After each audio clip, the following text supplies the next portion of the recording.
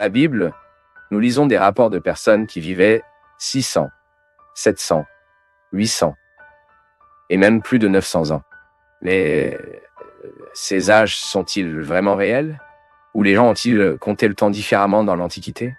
Après tout, pourquoi les gens vivaient-ils tant d'années à l'époque de l'Ancien Testament? Regardez cette vidéo jusqu'à la fin car c'est exactement ce dont nous parlerons maintenant. La première chose que nous devons faire est d'admettre que la Bible n'explique pas pourquoi les gens vivaient de nombreuses années dans l'Ancien Testament. En fait, la Bible ne parle que d'une période d'histoire humaine lorsque les gens ont eu une si longue vie qui pourrait passer par 900 ans. Et cette période s'est produite avant l'inondation qui a détruit l'humanité, comme enregistré dans le livre de Genèse entre les chapitres 6 et 8. Selon le texte biblique, avant l'inondation, il semblait normal que les gens vivent des centaines d'années. Mais bien que la Bible n'explique pas pourquoi les gens vivaient de nombreuses années à l'époque de l'Ancien Testament, certaines hypothèses sont soulevées par des chercheurs. Par exemple, certaines personnes suggèrent qu'à ce moment-là, a été raconté différemment. Cependant, depuis que vous avez des nouvelles, l'homme a toujours calculé les années dans des périodes d'au moins 360 jours. En effet, ce décompte était lié au cycle lunaire et aux stations. Pour avoir une idée, environ 5000 avant le Christ, certains peuples ont déjà utilisé des calendriers à 365 jours. Par conséquent, quel que soit le type de calendrier, les années ont toujours été des années. Dire donc que les gens vivaient de nombreuses années dans l'Ancien Testament parce que le temps a été dit différemment est très très peu probable. D'autres personnes soutiennent que ce n'était pas une méthode différente pour raconter la météo, mais d'une manière symbolique ou figurative, pour décrire la vie des gens. Une possibilité soulignée par ceux qui défendent cette théorie est que peut-être l'âge élevé des gens de l'Ancien Testament ne représentait pas la longévité d'un individu en privé, mais représentait la longévité de sa dynastie. Mais bien sûr, considérant l'âge des personnes qui ont vécu de nombreuses années dans l'Ancien Testament comme symbolique, au lieu de littéral, n'est pas la seule explication de cette question. Dans le récit biblique, il est logique de comprendre qu'au début de l'humanité, les gens ont vécu de nombreuses années. Et cela pourrait être lié à l'état naturel de la vie à ce moment-là, et en particulier à un but théologique. Alors oui, l'une des hypothèses soulevées par les spécialistes de l'Ancien Testament dit que les gens vivaient de nombreuses années à ce moment-là, parce que les conditions de vie avant l'inondation étaient très différentes. En ce sens, il est suggéré qu'il y avait une certaine différence dans l'atmosphère de la Terre, aussi bien plus protégée sur la planète, permettant aux gens de vivre tant d'années. Même le livre de Genèse semble indiquer qu'avant le déluge ne pleuvait pas sur Terre et que la planète était enveloppée dans une sorte d'eau, fournir un climat spécifique à ce moment-là. Mais avec l'inondation, les conditions de vie sur Terre ont été profondément modifiées, et ces caractéristiques antidiluviennes ont disparu. Qui défend cette hypothèse suggère que cela expliquerait pourquoi, après les inondations, les gens ont cessé de vivre tant d'années. Et voici une question. Est-il possible de prouver cette hypothèse? Non bibliquement, car la Bible n'est pas un livre scientifique, ce n'est pas son but. Mais en tout cas, même au sein de la communauté scientifique, il y a la défense qui, à un moment donné dans le passé, il y avait un changement climatique drastique qui a considérablement changé les conditions de vie des gens sur Terre.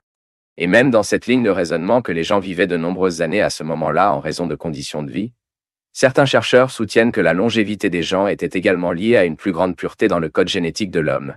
Comme c'étaient les premières générations de la race humaine, beaucoup les maladies et les faiblesses n'avaient pas encore été développées parmi les gens.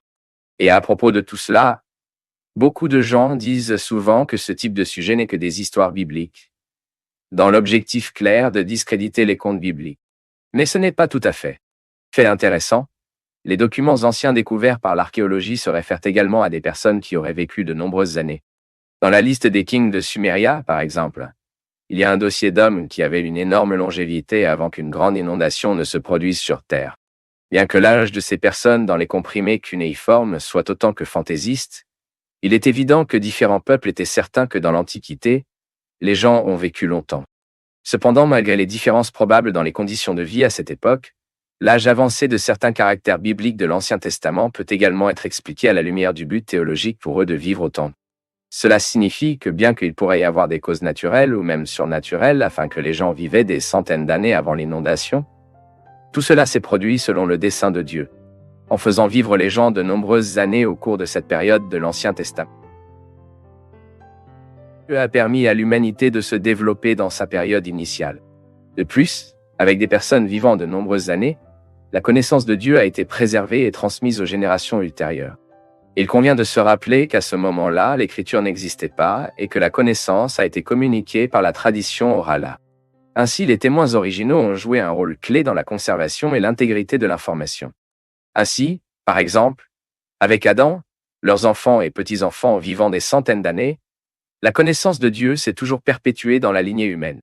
En d'autres termes, une personne née après 800 ans de la chute de l'homme à Éden pouvait encore connaître le premier homme créé par Dieu et obtenir de lui tous les détails de la révélation divine.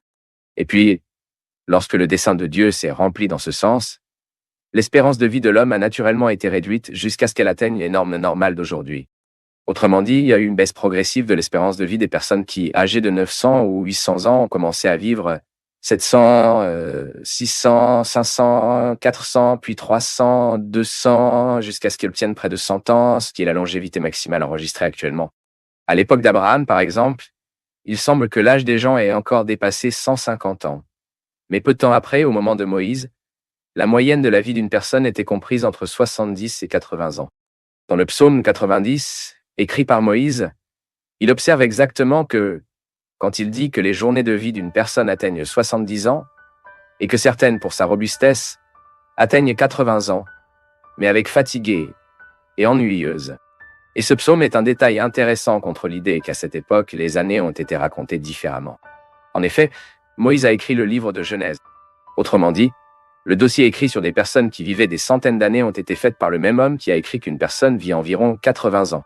C'est, en son temps, l'âge d'une personne s'est avéré être raconté dans des périodes d'environ 360 jours. Et pourtant, même si Moïse, sachant que ce n'était plus la réalité de la longévité du peuple de son temps, il a enregistré que, dans l'Antiquité, avant l'inondation, les gens vivaient des centaines d'années. Et il l'a fait sans laisser de l'indicatif que son bilan était une façon figurative de parler de l'époque d'une dynastie, de la longévité d'un clan, et non spécifiquement de la longévité d'une personne.